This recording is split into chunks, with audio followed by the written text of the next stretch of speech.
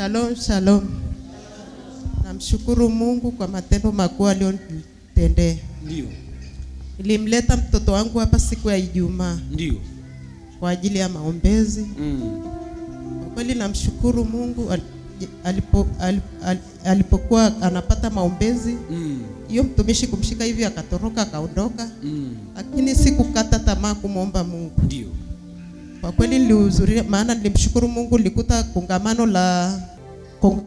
kongamano la siku 3. Ndio.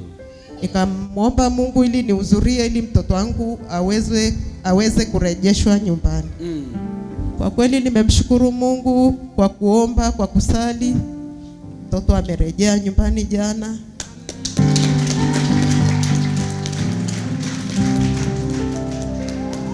Maana nililetewa taarifa kwamba amekimbilia mianzini. Kwa kweli roho iliniuma sana. Sikujua anakula nini au analala wapi, ila nilimshukuru Mungu. Kwa kweli amerejea. Sifa na utukufu namrudishia Bwana Yesu. Amen.